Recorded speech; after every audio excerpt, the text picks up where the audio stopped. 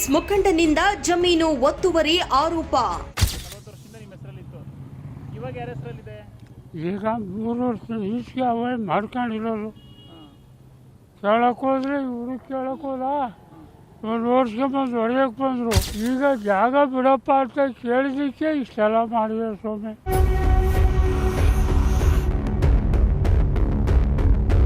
ಪ್ರಶ್ನೆ ಮಾಡಿದ್ರೆ ಗೃಹ ಸಚಿವರ ಹೆಸರು ಬಳಸಿ ಧಮ್ಕಿ ಹಾಕ್ತಾರಂತೆ. ನಾವು 40 ವರ್ಷದಿಂದ ನಮ್ಮ ಅಪ್ಪನ ಹೆಸರಿಗೆ ಒರಿಜಿನಲ್ ಪೇಪರ್ ಎಲ್ಲ ಬಂದು ಗೌರ್ಮೆಂಟ್ ನಿಮ್ಮ ಪೇಪರೇ ಸರಿ ಇಲ್ಲ ಅಂತ ಕೇಳ್ತಾರೆ. ಪಾಟು ಜಾಗ ಹತ್ರಕ್ಕೆ ಬಂದ್ರಿ, ಈಗ ಅಷ್ಟೇ ನಾವು ಕರ್ಕೊಂಡು ಹೋಗ್ತೀವಿ. ಬರಲಿಲ್ಲ ಅಂದರೆ ನಾವೇನಾದ್ರು ಮಾಡ್ಕೊಂಡು ಸತ್ತೋಗ್ತೀವಿ. ಇಷ್ಟು ಜನನೂ ಇದೆಲ್ಲ ಮೇಡಮ್. ನಾವು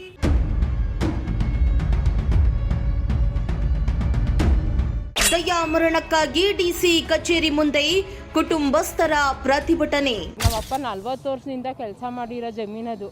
ನಾವು ಹಾಕಿರೋ ಗಿಡ ಗಿಂಟೆ ಎಲ್ಲ ಕಿತ್ತೆಸ್ಬಿಟ್ಟವ್ರೆ. ಅವ್ರು ಹೋಗಿ ಮಟ್ಟ ಮಾಡಿಸ್ಕೊಂಡು ತೆಂಗಿನ ಗಿಡ ಕಟ್ಟವ್ರೆ. ಸೀಮೆ ನ್ಯಾತಗೌಡ್ರು ಕೇಳೋಕೆ ಹೋದ್ರೆ ನಮ್ದಿದು ಜಮೀನು ಅಂದರು. ಮತ್ತೆ ಇನ್ನು ಅವಾಗ ಬೇರೆಯವ್ರದಕ್ಕೆ ಹೋಗಿದ್ರು. ಅವರೆಲ್ಲ ಗಲಾಟೆ ಮಾಡಿದ್ದಕ್ಕೆ ನಮ್ಮ ಜಮೀನಲ್ಲಿ ಬಂದು ಕುಂತ್ಕೊಂಡವ್ರೆ.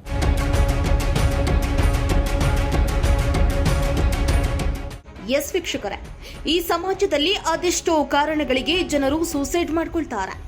ಇನ್ನು ಕೆಲವೊಮ್ಮೆ ಹಿರಿಯ ಜೀವಗಳು ಇಲ್ಲವೇ ಯುವ ಜನತೆ ಯಾವುದೋ ಹಿಂಸೆಗೋ ಧಮ್ಕಿಗೋ ಇಲ್ಲವೇ ಬೆದರಿಕೆಗೆ ಹೆದರಿ ಅತ್ತ ಸಾಯಲು ಆಗದೆ ಇತ್ತ ಬದುಕಲು ಆಗದೆ ನೇರವಾಗಿ ಪ್ರಧಾನಿಗೆ ಡಿಸಿ ಮುಖಾಂತರ ಮೊರೆ ಹೋಗ್ತಾರೆ. ನಮಗೆ ಜೀವನ ಜಿಗುಪ್ಸೆಯಾಗಿದೆ, ನಮಗೆ ನ್ಯಾಯ ಸಿಗ್ತಾ ಇಲ್ಲ, ಇಲ್ಲವೇ ಇಂತಹವರ ಕಾಟ ತಪ್ತಾ ಇಲ್ಲ, ನಮ್ಮನ್ನ ಸಾಯಲು ಅನುಮತಿ ಕೊಡಿ ಎಂದು ದಯಾಮರಣದ ಲೆಟರ್ ಹಿಡಿದು ಹೋಗ್ತಾರೆ. ತುಮಕೂರಿನಲ್ಲಿ ಇಂತಹದ್ದೇ ಒಂದು ಘಟನೆ ನಡೆದಿದ್ದು, ಕಾಂಗ್ರೆಸ್ ಮುಖಂಡರೊಬ್ಬರು ಕುಟುಂಬಸ್ಥರ ಜಮೀನನ್ನ ಒತ್ತುವರಿ ಮಾಡಿಕೊಂಡಿದ್ದಾರಂತೆ. ಅದನ್ನ ಕೇಳಲು ಹೋದ್ರೆ ಬೆದರಿಕೆ ಹಾಕ್ತಿದ್ದಾರಂತೆ. ಈ ಕಾರಣಕ್ಕೆ ಆ ಕುಟುಂಬಸ್ಥರು ಡಿಸಿ ಕಚೇರಿ ಎದುರು ದಯಾಮರಣ ಕೊಡಿ ಎಂದು ಪ್ರತಿಭಟನೆಯನ್ನ ನಡೆಸುತ್ತಿದ್ದಾರೆ.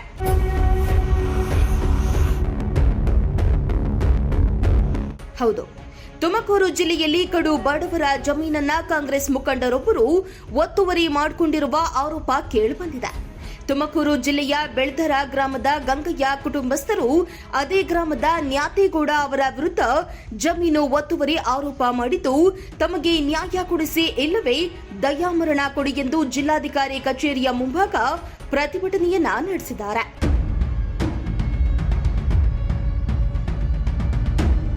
ಇನ್ನು ಬೆಳ್ದರ ಗ್ರಾಮದಿಂದ ಸ್ವಲ್ಪ ದೂರದಲ್ಲಿರುವ ಸರ್ವೆ ನಂಬರ್ 18ರಲ್ಲಿ ಗಂಗಯ್ಯ ಎಂಬುವವರಿಗೆ 4 ಎಕರೆ ಜಮೀನಿದ್ದು 40 ವರ್ಷದಿಂದ ಜಮೀನು ಅವರ ಹೆಸರಿನಲ್ಲಿಯೇ ಇತ್ತು.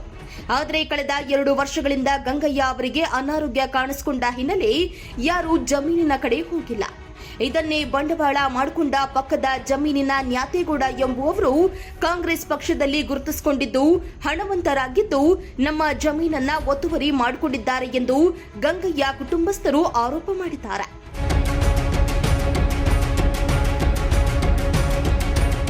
ಇನ್ನು ಈ ಬಗ್ಗೆ ಗಂಗಯ್ಯ ಮಾತನಾಡಿ, ಸುಮಾರು 40 ವರ್ಷಗಳಿಂದಲೂ ಕೂಡ ಈ ಜಮೀನು ನಮ್ಮ ಹೆಸರಲ್ಲಿದೆ. ಅದರಲ್ಲಿ 1 ಎಕರೆ ಖರಾಬು ಜಮೀನಾಗಿದ್ದು ಒಟ್ಟು 4 ಎಕರೆ ಇದೆ. ಆದರೆ ಕಳೆದ 2 ವರ್ಷಗಳಿಂದ ನನಗೆ ಅನಾರೋಗ್ಯ ಇದ್ದಿದ್ರಿಂದ ಆಸ್ಪತ್ರೆಯಲ್ಲಿದ್ದೆ. ಆಗ ನ್ಯಾತೇಗೌಡ ನಮ್ಮ ಜಮೀನನ್ನ ತನ್ನ ಹೆಸರಿಗೆ ಮಾಡಿಕೊಂಡಿದ್ದಾನೆ. ಅಲ್ಲದೆ ಇದನ್ನ ಪ್ರಶ್ನೆ ಮಾಡಲು ಹೋದ್ರೆ ನಮ್ಮ ಮೇಲೆ ಹಲ್ಲೆ ಮಾಡ್ತಾರೆ. ದಯವಿಟ್ಟು ನಮ್ಮ ಜಮೀನನ್ನ ನಮಗೆ ವಾಪಸ್ ಕೊಡಿಸಬೇಕು ಎಂದು ಕೇಳಿಕೊಂಡಿದ್ದಾರೆ.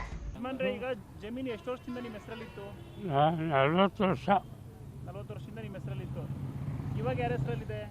ಈಗ 3 ವರ್ಷ ಈಚೆಗೆ ಅವೇ ಮಾಡ್ಕೊಂಡಿರೋದು.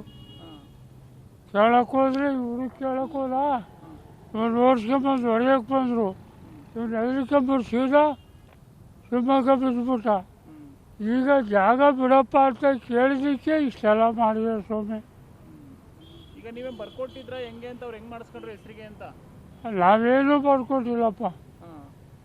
ಅವರೇ ಮಾಡಿಸ್ಕೊಂಡಿದ್ದಾರೆ. ಈಗ ನಿಮಗೆ ಗೊತ್ತಾಗ್ಲಿಲ್ವಾ ಇವ್ರು ಮಾಡಿಸ್ಕೊಳ್ತಾ ಇರೋದು? ಇಲ್ಲ ಸ್ವಾಮಿ, ನನಗೇನು ಗೊತ್ತಿಲ್ಲ. ಈಗ ನಿಮ್ಗೆ ಹುಷಾರಿಲ್ಲ ಅಂದ್ರೆ ಏನು ಹುಷಾರಿಲ್ಲ ನಿಮಗೆ? ಗೆಡ್ಡೆ ಬಟ್ಟೆ ಒಳಗೆ ಗೆಡ್ಡೆ ಬೆಳಗೊಂಬಿಟ್ಟವೆ. ಈಗಲೂ ಮಾತ್ರ ನುಂಗಿರೇ ಒಂದು ಇದ್ರೆ ನಾನು ಇಲ್ಲ. ಎಷ್ಟು ಎಕರೆ ಜಮೀನು? 4 ಎಕರೆ 26 ಕುಂಟೆ. ಅದ್ರಾಗ 1 ಎಕರೆ ಖರಾಬು, ಇನ್ನು 3 ಎಕರೆ 26 ಕುಂಟೆ ನಮ್ಮ ಹೆಸರಿಗೆ ಇರಬೇಕು ಅಷ್ಟೇ.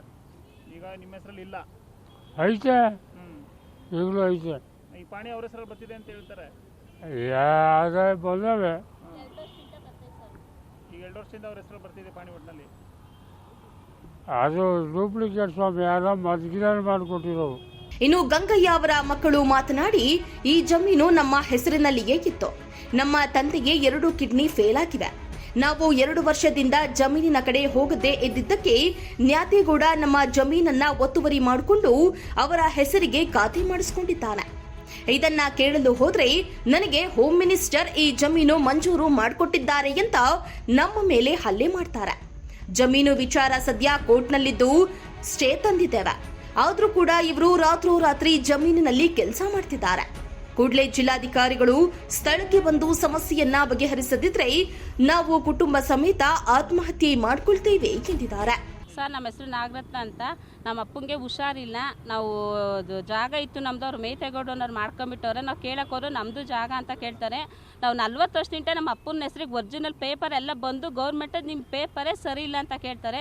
ಮೇಡಮ್ ಬಂದ್ಬಿಟ್ಟು ನಮ್ಮ ಜಾಗ ನಮಗೆ ಬಿಡ್ಸ್ಕೊಂಡು ಕೊಡ್ರಿ, ನಮ್ಮ ಅಪ್ಪನಿಗೆ ಹುಷಾರಿಲ್ಲ, ಬೇಕಂದರೆ ಬಂದು ನೋಡಿರಿ, ನೀವು ಸ್ಪಾಟ್ ಜಾಗ ಹತ್ರಕ್ಕೆ ಬನ್ನಿರಿ, ಈಗ ಅಷ್ಟೇ ನಾವು ಕರ್ಕೊಂಡು ಹೋಗ್ತೀವಿ. ನೀವು ಬರಲಿಲ್ಲ ಅಂದರೆ ನಾವೇನಾದ್ರು ಮಾಡ್ಕೊಂಡು ಸತ್ತೋಗ್ತೀವಿ. ಇಷ್ಟು ಜನನೂ ಇರಲ್ಲ ಮೇಡಮ್ ನಾವು ಅಂತ.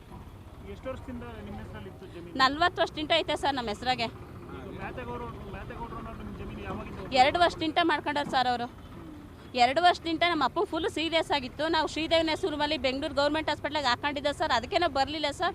ಬರ್ದಿದ್ದಕ್ಕೆ ಯಾರು ಬರಲ್ಲ ಈ ಜಾಗದಾಗಿ, ನಾವು ಅಯ್ಯ ಬರಲ್ಲ ಅಂತ ಹೇಳ್ಬಿಟ್ಟು 2 ವರ್ಷದಿಂದ 23, 24 ಹೆಸರಿಂದ ಅವನ ಹೆಸ್ರಿಗೆ ಮಾಡ್ಕೊಂಡು ಪಾಂಡೆಲ್ಲ ಅವನ ಹೆಸ್ರಿಗೆ ಬರ್ತೇವೆ ಸರ್.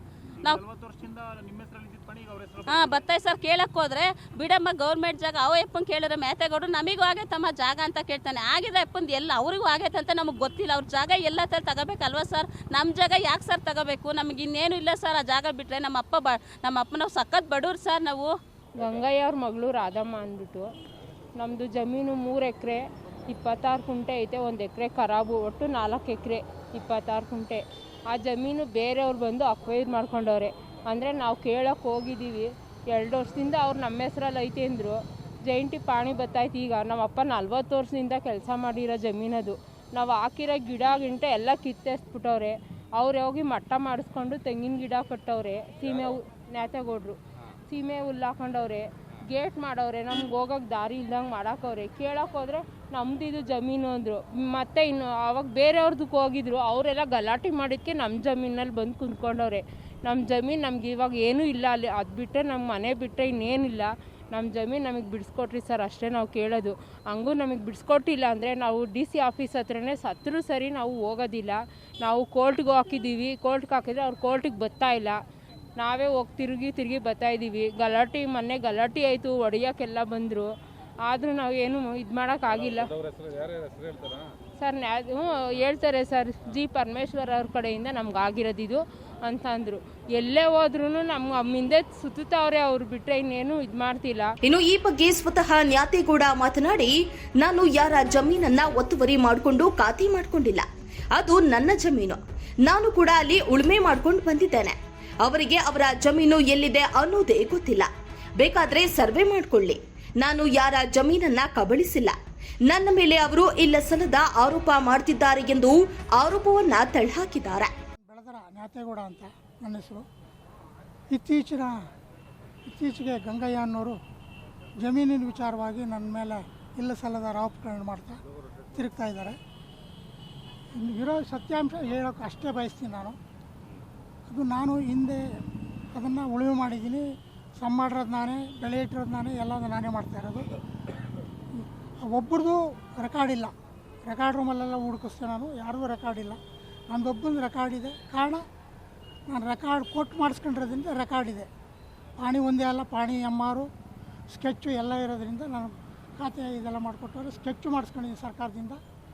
ನಾನು ಇದರಲ್ಲಿ ಸುಬರ್ದಲ್ಲಿ ಇದ್ದೀನಿ. 3 ಎಕರೆ. ಅವರು ಬ್ಲಾಕ್ 3ನಲ್ಲಿ ಆಗಿರೋದು ಅವ್ರಿಗೆ, ನನಗೆ ಬ್ಲಾಕ್ 1ರಲ್ಲಿ ಆಗಿರೋದು. ಅವ್ರು ಮಿಸ್ಅಂಡರ್ಸ್ಟ್ಯಾಂಡಿಂಗ್. ಅವ್ರು ಗೇಯ್ದಿದ್ರೆ ಅವ್ರಿಗೆ ಗೊತ್ತಾಗೋದು. ಗೇಯ್ದಿದ್ರೆ ಎಲ್ಲಿ ಏನು ನಮ್ಮ ಜಾಗ ಯಾವುದು ಅಂತ ಗೊತ್ತಾಗೋದು. ಅವ್ರು ಗೇಯ್ದೇ ಇರೋದ್ರಿಂದ ಅವ್ರ ಜಾಗ ಅವ್ರಿಗೆ ಗೊತ್ತಿಲ್ಲ. ನಾನು ಗೇಯ್ದಿರೋದ್ರಿಂದ ನನ್ನ ಜಾಗ ನಾನು ಗುರುತಿಸ್ಕೊಡ್ತಾರೆ. ಅದೇ ಸರ್ವೆ ನಂಬರ್ಲಿ ಇದೆ ಅವ್ರದ್ದು. ಬಟ್ ಅವ್ರು ಗುರುತಿಸ್ಕೋಬೇಕು ಸರ್ವೇಯರ್ನ ಹಿಡ್ಕೊಂಡು, ಅಷ್ಟೇ ತಪ್ಪು ಸರ್.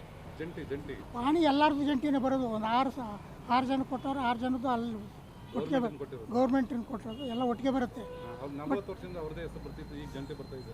ಸುಳ್ಳು ಹಾಂ, ಸರ್. 40 ವರ್ಷ 50 ವರ್ಷ ಜಾಗ ಮಾಡೇ ಇಲ್ವಲ್ಲ, ನೀವು ಗುರುತಿಸ್ಕೊಂಡೇ ಇಲ್ಲ. ನೀನು ಪಾಣಿ ಎಲ್ಲಾರ್ದು ಬರ್ತಾ ಇದೆ, ಬೇಕಾದ್ರೆ ಎಲ್ಲ ಮನೆ ರೂಮ್ಗಳು ಕಟ್ಕೊಂಡವ್ರೆ, ನೀನಿಲ್ಲ.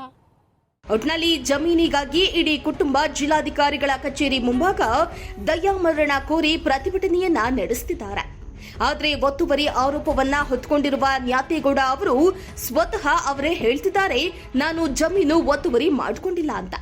ಒಂದು ವೇಳೆ ಮಾಡಿದ್ರೆ ಸರ್ವೆ ಮಾಡಲಿ ಎಂದಿದ್ದಾರೆ. ಈ ಇಬ್ಬರ ಹೇಳಿಕೆಯು ಗೊಂದಲದಿಂದ ಕೂಡಿದ್ದು, ಸಂಬಂಧಪಟ್ಟ ಡಿಸಿ ಇಲ್ಲವೇ ಅಧಿಕಾರಿಗಳು ಕೂಡಲೇ ಇವರ ವ್ಯಾಜ್ಯವನ್ನ ಬಗೆಹರಿಸಿ ನ್ಯಾಯ ಒದಗಿಸುವ ಕೆಲಸವನ್ನ ಮಾಡಬೇಕಾಗಿದೆ. ಇಲ್ಲವಾದಲ್ಲಿ ಯಾವುದೋ ಕಾರಣಕ್ಕೆ ಕುಟುಂಬ ಸಾವನ್ನಪ್ಪುವ ಸಾಧ್ಯತೆ ಇದೆ. ಕ್ಯಾಮರಾ ಪರ್ಸನ್ ರಾಕೇಶ್ ಜೊತೆ ಪುನೀತ್, ಪ್ರಜಾಶಕ್ತಿ ಟಿವಿ, ತುಮಕೂರು.